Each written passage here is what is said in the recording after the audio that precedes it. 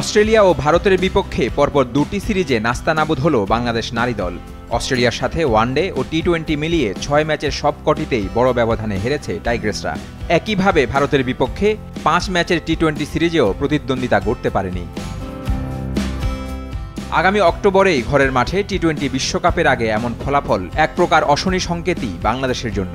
অথচ এর আগে শ্রীলঙ্কা, ভারত, পাকিস্তান ও দক্ষিণ আফ্রিকার সঙ্গে টানা ৪ সিরিজে অন্তত একটি করে ম্যাচ জিতেছিল লাল সবুজ মেয়েরা। পাকিস্তানের বিপক্ষে তো সিরিজই জিতেছিল বাংলাদেশ।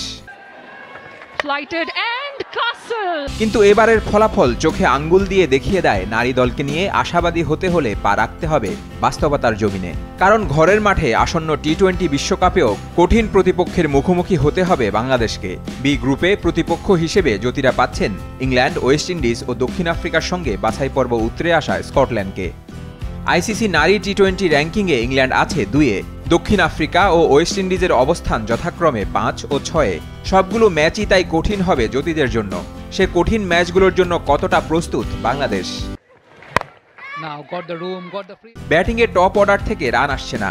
ওপেনিংয়ে সোবাহানা মুস্তারি, দিলারা আক্তারের উপর অনেক ভরসা থাকলেও তা মেটাতে ব্যর্থ তারা।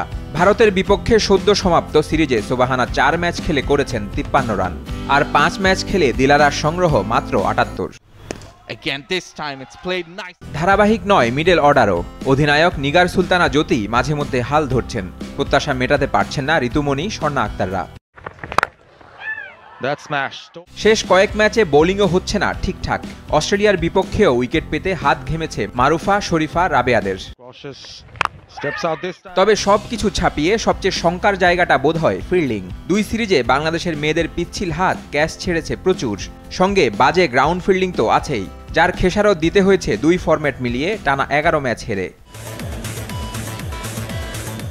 অধিনায়ক নিগার সুলতানা তাই ভারতের বিপক্ষে সিরিজে হারের পর তার খেলোয়াড়দের আরও সাহসী হতে ও ব্যক্তিগত উন্নতির দিকে মন দিতে বলেছেন। এগুলো করতে না পারলে ঘরের মাটিতে টি-20 বিশ্বকাপে তার খেসারত দিতে হবে মেয়েদের।